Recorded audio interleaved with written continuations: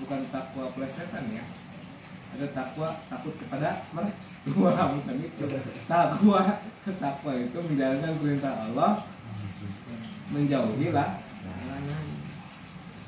Jadi kalau kita bertakwa kepada Allah, yaj'allahu makhraja, Allah beri jalan keluar terhadap semua masalah yang kita hadapi. Wa yarzuqhu, atau dan. Jadi bukan hanya masalah selesai, tapi Allah kasih rezeki min haitsu la yahtasib, dari arah yang tidak diduga. Iya dong. Tapi kuncinya bertakwa. Gimana bertakwa? Ya tadi minimal mengakui Allah sebagai Tuhan, Allah yang mengurus segala urusan kehidupan. Munajat hanya butuh kepada Allah. Sekalipun itu kita butuh bicara kepada manusia, itu babul wasilah. Diperintah oleh Allah, kita bicara kepada orang, minta wasilah kepada orang karena diperintah oleh Allah untuk mendekatkan diri kepada Allah dengan wasilah-wasilah kebaikan. Kalau kita punya anak, istri, kita kerja, minta rezeki sama Allah, lalu kita berwasul dalam amal mencari nafkah, ya, itu perintah Allah. Jadi kalau kita kerja itu ibadah nggak? Ibadah. Tapi sering diniatin jadi ibadah nggak? Nah, niatin itu jadi ibadah. Mau bawa kendaraan kerjanya, mau jualan kerjanya, mau cuma di rumah beres-beres rumah, nyapu, ya, bantuin orang tua, ibadah nggak? Ibadah. Apapun yang kita lakukan seperti saat ini ibadah. Ibadah itu bukan cuma sholat, bukan cuma puasa, bukan cuma zakat, bukan cuma haji, bukan itu aja gitu. Kata Rasulullah, memindahkan batu di tengah jalan, ya kan? Itu ibadah.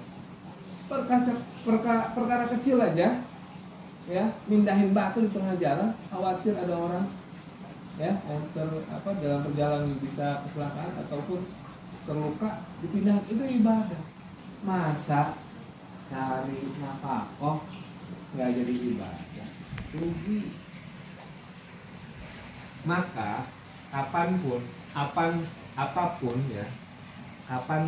dan apapun yang dikerjakan, yang di situ ada nilai-nilai kebaikan, itu menjadi amal soleh. Kalau jadi amal soleh gimana? Ya di situ ada ibadah. Ibadah itu artinya apa? Ibadah itu artinya apa? Ibadah itu apa? Mengabdi sama Allah. Mengabdi sama Allah itu caranya gimana? Dengan meniatkan segala apapun yang kita lakukan dikarenakan Allah. Itu maksudnya. Hamba itu begitu kan? Sekarang ada majikan punya katakanlah hamba. Berani nggak hamba ini melakukan segala sesuatu tanpa perintah majikannya? Berani nggak? Enggak dong. Segala apapun yang dia lakukan adalah sesuai perintah majikannya. Ya, kita majikannya Allah. Yang punya kita Allah kan? Terus kalau kesini gimana? Ya karena Allah. Nah itu enak tuh. Enak kan tuh? Kamu ngapain kerja? Ya karena Allah. Allah perintahkan saya untuk menghidupi anak dan istri saya, wasilah kerja. Jadi ibadah nggak? Ya Allah, ini mau keluar dari rumah. Ya Allah, aku keluar dari rumah hari ini karena perintahmu untuk mencari rezeki. Bismillahirrahmanirrahim. Jadi ibadah. Dapat atau enggak, ya, itu perkara, bukan perkara artinya dapat atau enggak, tapi perkara kita melakukan segala sesuatu karena mau taklim, udah jelas deh mah karena Allah. Ini datang ke rumah temen, sekedar ngobrol, ngopi, ngopi baik. Nah ini kayak gini nih, ngopi, Terus kita niatin, ya Allah saya mau nyambung silaturahim pada si A, si B teman saya udah lama nggak ketemu, ya Allah mudah-mudahan ini jadi amal saleh. Ya kan, perintah Rasulullah, perintah Allah untuk nyambung silaturahim kan. Iya dong, datang ngobrol, itu malaikat hadir, catat. Malaikat mendoakan ucapan-ucapannya, meskipun mohon maaf cuman di warung kopi kita ngobrol ya, kayak di Kudus kemarin. Satu diobrolin, saya juga lupa ngomongnya apa lah, saking banyaknya orang ya, nggak bisa lah kita ingat satu-satu. Kita diskusi, alhamdulillah atas izin Allah, Allah berikan pengen punya rumah ya, saya bilang atas izin Allah nanti insya Allah dapat rumah, tapi syaratnya bersihin masjid, beres-beres, alhamdulillah biarlah punya rumah ya, wasilahnya ada, Allah berikan jalan. Tapi kalau nggak ada izin Allah bisa nggak? Kepala jadi kaki, kaki jadi kepala, Allah nggak ridho nggak bakal beres. Nah makanya kata Allah, carilah jalan-jalan aqrabu wasilah yang bisa mendekatkan diri kita kepada Allah. Kalau pengen dekat sama Allah, kita sadar diri dong. Saya juga sadar diri, saya juga masih takarruban. Saya masih takarruban dengan para masyayikh gitu. Datang, iya. Nggak ada yang tahu derajat manusia di hadapan Allah. Ya kan hanya Allah yang paling tahu. Kita tuh nggak tahu. Bisa jadi kalian lebih mulia. Yang datang ke sini pahalanya lebih banyak daripada saya. Allah alam. Gitu kan? Maka wajib kita saling menghormati, saling menghargai. Karena siapa? Enak kan? Saya ngomong karena siapa? Semua ngedengar karena siapa? Adem gak tuh? Itu yang hilang. Sekalipun hanya ngerokok, ngobrol sama tukang beca, sama tukang tambal ban, kalau ngobrolnya itu karena kita menghargai makhluk Allah, hambanya Allah, ibadah nggak? Ngelus-ngelus kucing, menyayangi makhluknya Allah, ibadah nggak? Kalau diniatin karena Allah. Tapi kalau cuma senang sama kucingnya doang, kalau istri elus yang punya istri ya, yang punya istri jangan kemana-mana ya. Dalam jangkauan Ada di situ 18 tahun ke atas. Ya kita elus istri, mohon maaf yang udah keluarga ya, punya kegiatan dinas ya. Nah dinas tertentu tuh, itu sekalipun itu jadi ibadah tuh, ibadah diperintah sama Allah. Maka gaulilah istri-istrimu, ya kan? Bagaimana yang kamu inginkan, istri ya, istri jangan kemana-mana, gaulilah istrimu. Itu kalau kita ikhlas nih, kita ikhlas. Ya Allah, aku ingin menggauli istriku karenamu ya Allah. Ya kan dikasih nikmat sama Allah, gitu loh. Kayak makanan nih, sajiin makanan, makan, alhamdulillah ya Allah, bismillah. Ya kan, ibadah nggak? Istri lagi tidur di ada kegiatan dinas malam misalnya, jadi ibadah nggak? Ibadah, sekalipun itu nikmat jadi ibadah.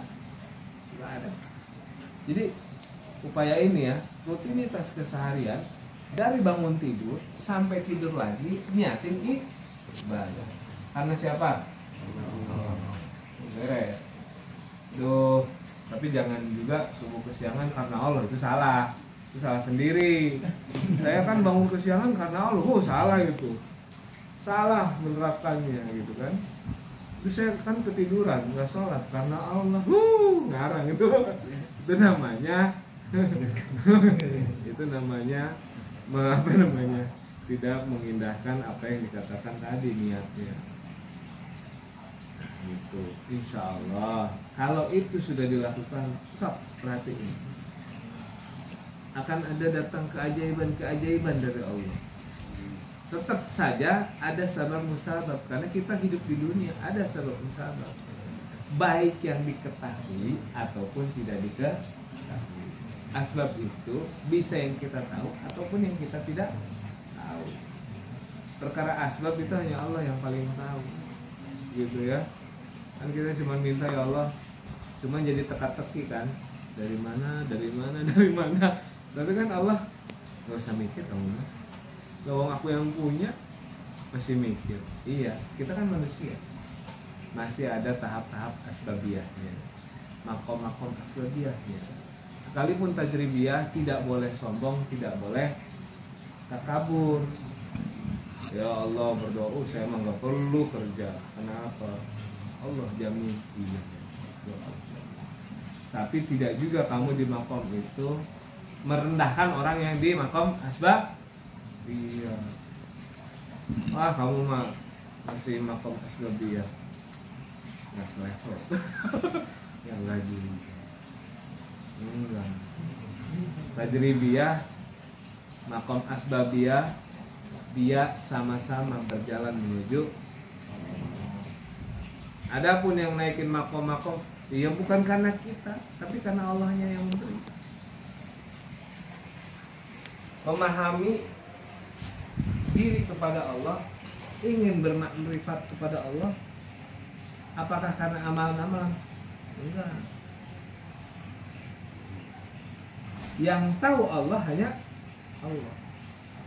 Tidak ada yang tahu Allah kecuali la ya'rifu illa. Maka kalau ingin bermakrifat kepada Allah, ya, mengenal Allah, ya dekati Allah. Niatkan apapun yang kita lakukan karena Allah. Ya demenlah Allah kita, senang.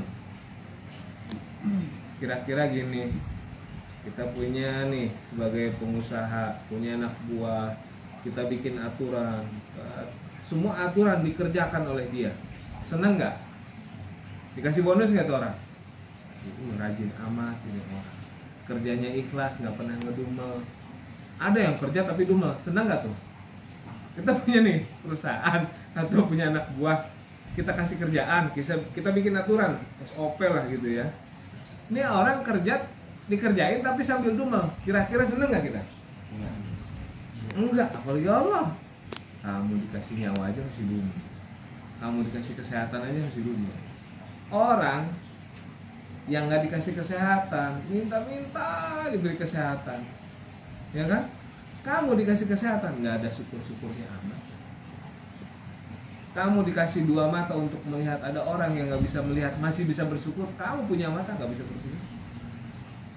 Ada orang yang nggak bisa mendengar masih bersyukur, dia nggak bisa mendengar, nggak bisa ngedengerin gibah, ya kan?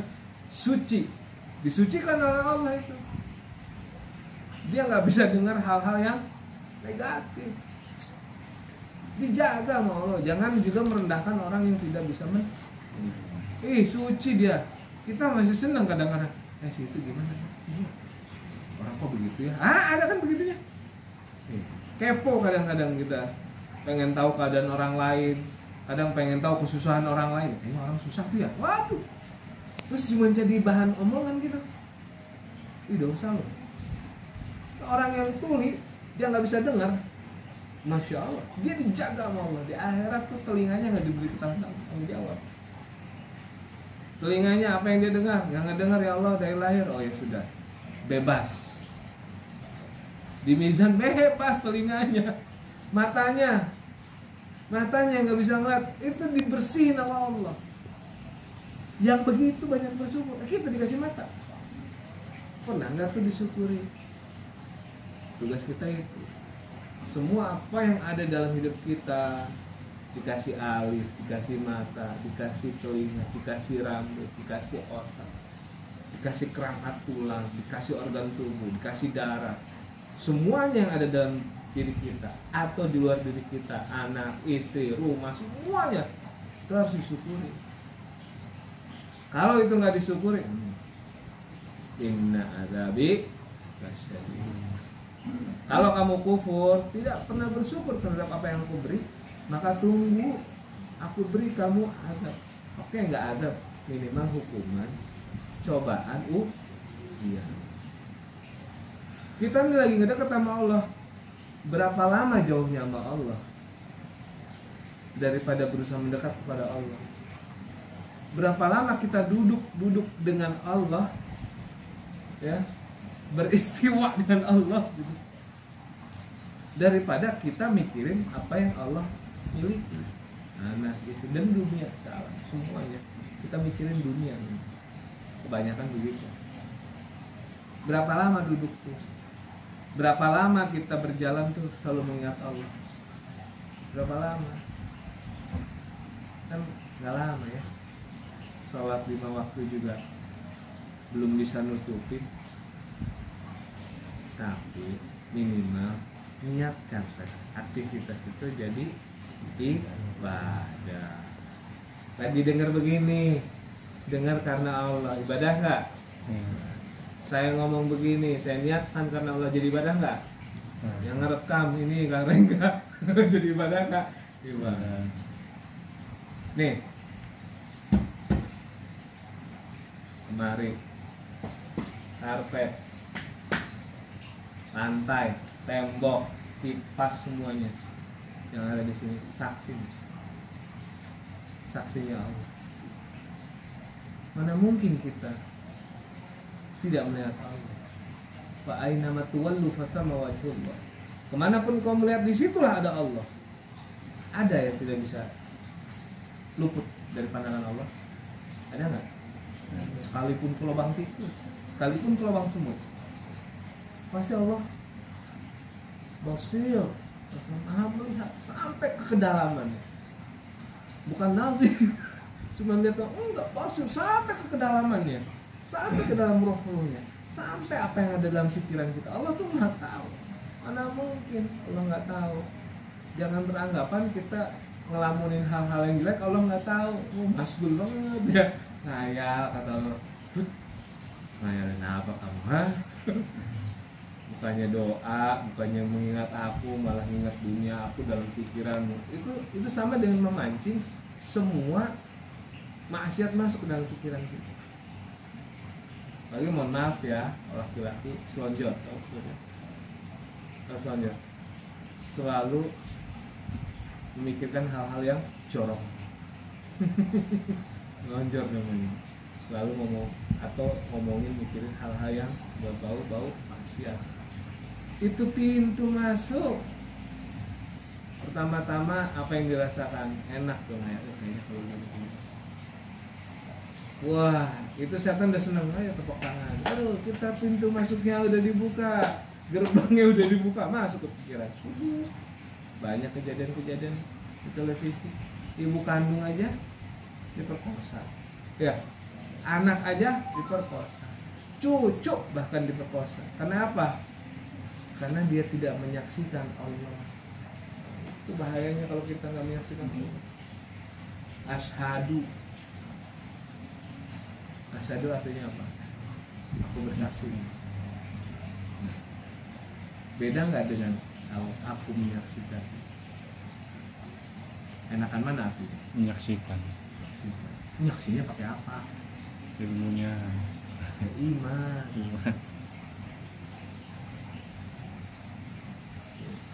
Siapa? Sini kan Kang Anggi. Anggi masuk Anggi.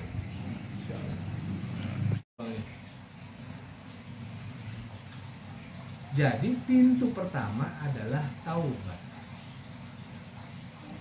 Taubat hati, ya, pembersihan hati.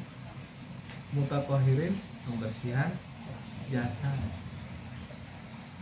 Baru bisa nanti ke muhsin. Itu dulu.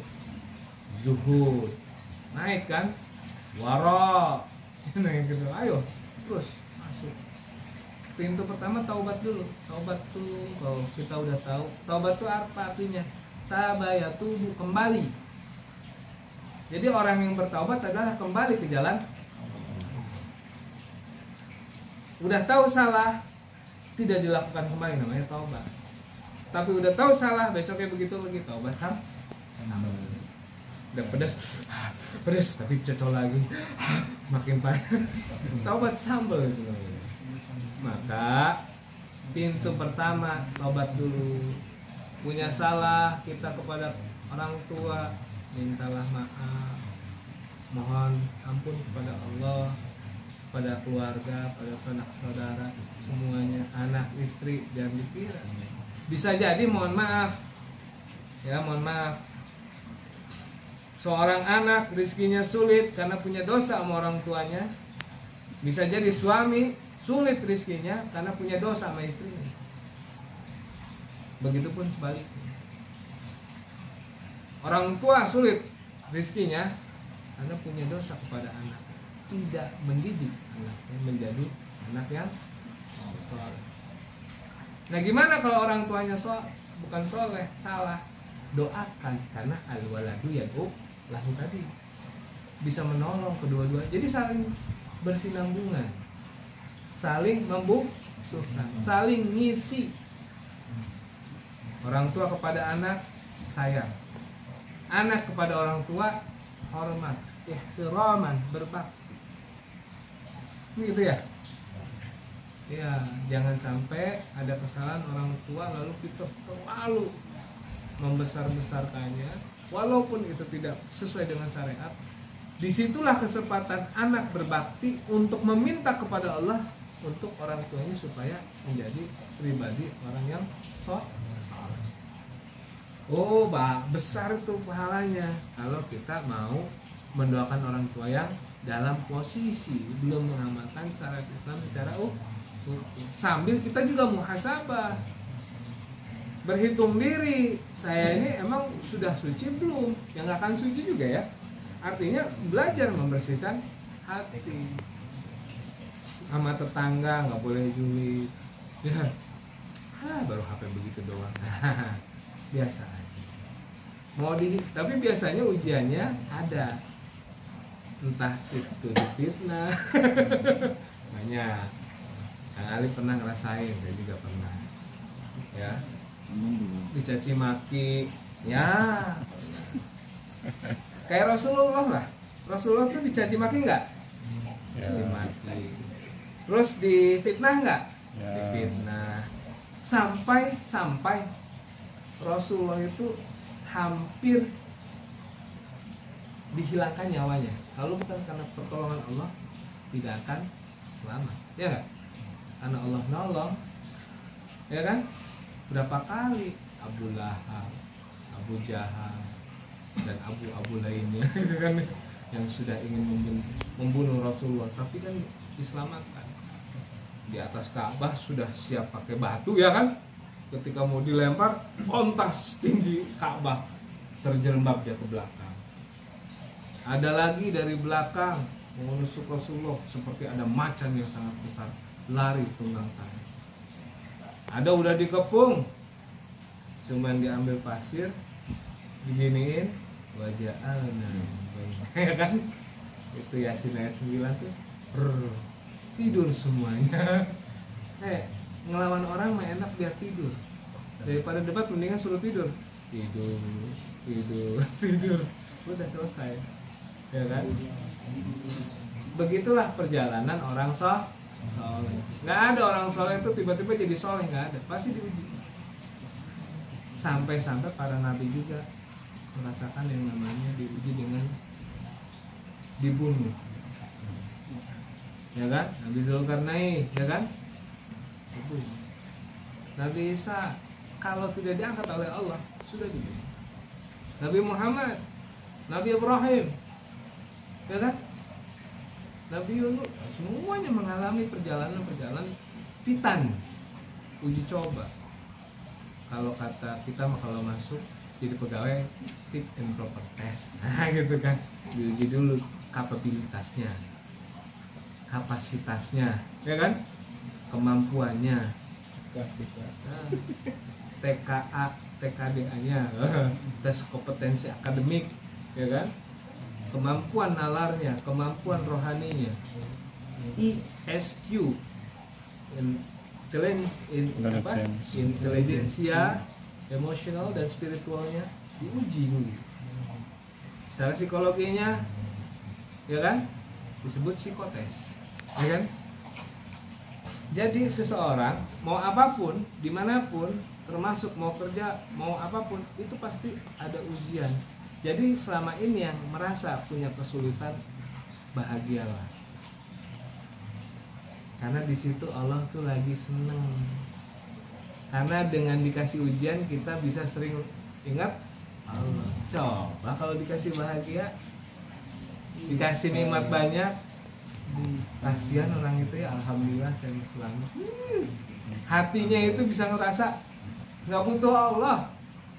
Tapi kalau orang dikasih sulitan, innallaha idza habba 'abdan ibtalah. Sesungguhnya kalau Allah mencintai hambanya, diuji.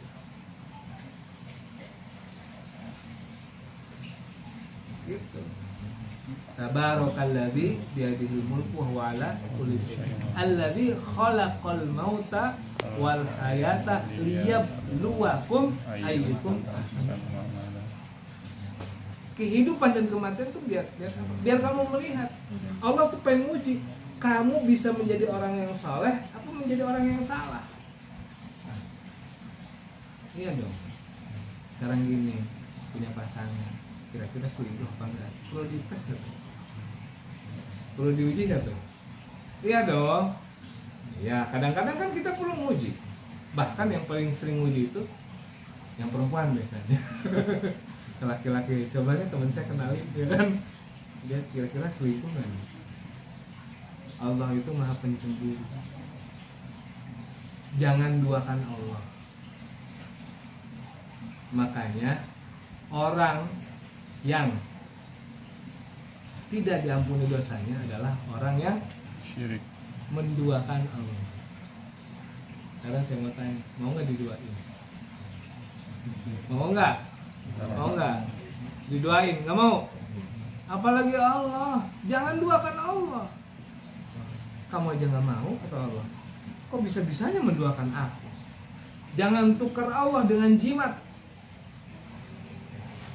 Jangan tukar Allah dengan barang-barang yang dikatakan memiliki tuah.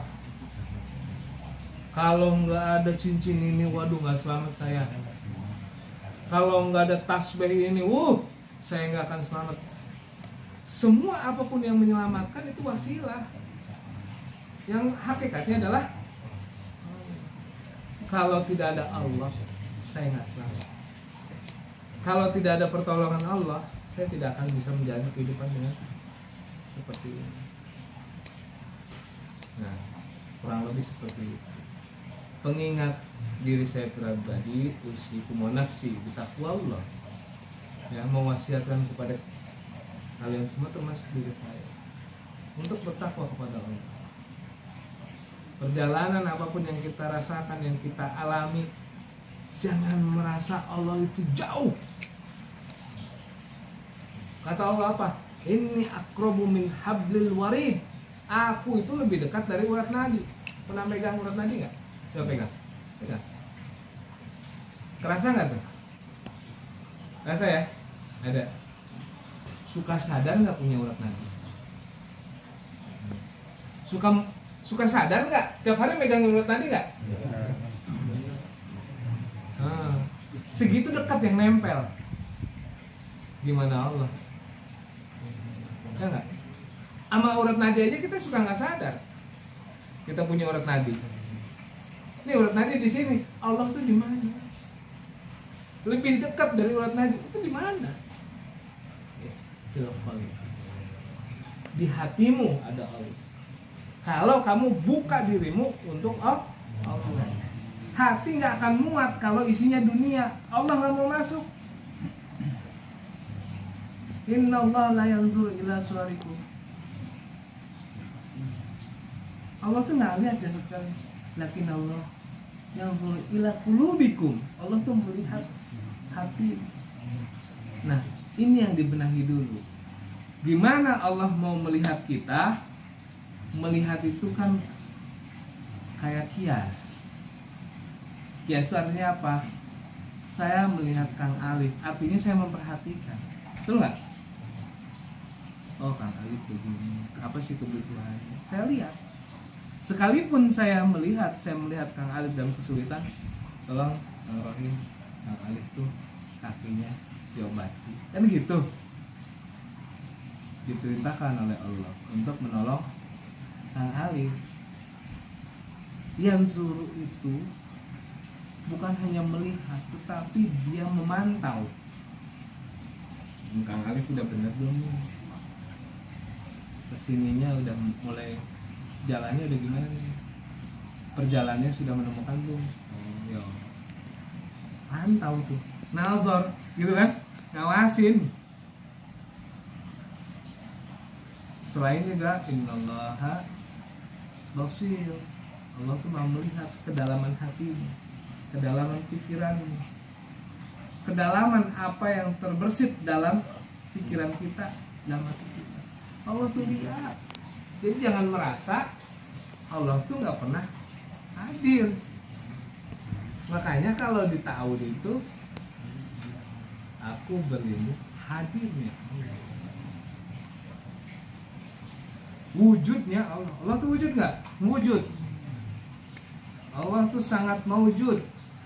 Makanya wujud, ya kan? Nama pertamanya sifatnya adalah wujud. Sifat 20 itu 20 itu wujud, tidak bako, ya kan? Wujud, wajibul wajib. Sifat wajibnya Allah adalah wujud. Itu dulu deh. Satu aja merasakan wujud Allah. Gimana rasanya? Cuma yakin saja Allah tuh ada dan bersama kita, itu aja. Bukan melihat wujud dengan secara fisik mata, tidak. Nanti kayak orang Yahudi, ya kan? Ini Allah jahratan. Musa, kami nggak percaya dengan Tuhanmu. Kami ingin melihat Allah langsung dengan mata kami, ya kan? Langsung disambar kilat, celger, mati. Sampai kayak begitu. Zahaballahu binurihim. Oh, ditinggalin sama Allah. Wa tarakahum fi dzulumatin la yubsirun. Ditinggalin. Kita nggak bisa menjalani kehidupan. Semua kehidupan merasa gelap, seakan-akan semua solusi di kehidupan hilang. Itu kapan itu? Kalau udah zahaballahu binurihim, Allah hilangkan cahaya. Allah bikin hidupnya gelap, padahal hidup tuh terang. Tapi karena kita punya sifat-sifat yang tidak disukai oleh Allah, zahaballahu binurihim. Ya, Allah pergi. Dalam artian Allah mencabut nurnya. Nah, di SB juga nanti adalah perangkatnya pembukaan nur. Doa nur. Makanya kalau Rasulullah sholat tahajud itu doanya itu. Dalam riwayat Sahih Muslim, Bukhari, itu doanya. Itu biar apa? Biar hatinya tuh kurang lebih. Ini lagi cerita kok kencang ya. Tuh lagi cerita. Lagi inget itu sih.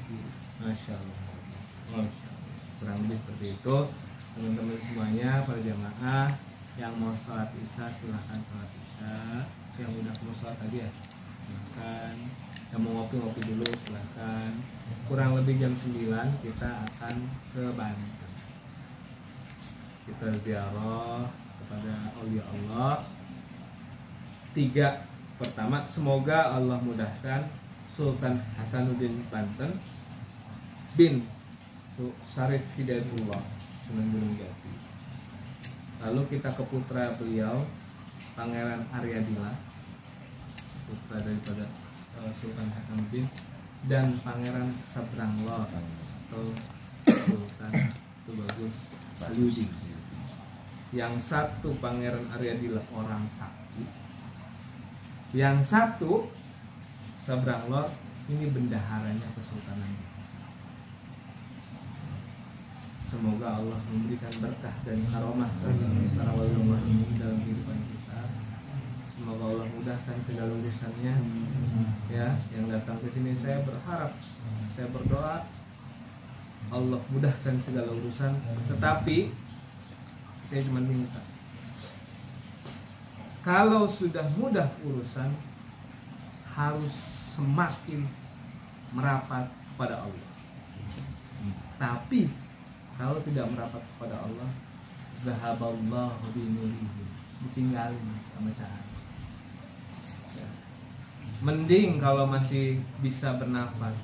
Kadang binurihim itu adalah ruhnya itu sendiri, zahaballah. Ruh. Ruh itu artinya pergi. Oh ya, roh. Jadi Itu langsung makna. kembali Bu ya. Langsung kembali ya. Iya, roh itu kan nur. Zahaballahu binurin, diambil. Watara kaum fi zulumat. Zulumat itu di mana? Di kuburan. Zulumat. La yubsirun. Bukan la yubsirun. Di azab. Hati-hati. Nah, silakan. Kalau ada yang tanyakan, silakan nanya. Kalau sudah, ya silakan. Mau ada yang mau dimakan, minum, ya piring masih banyak, silakan.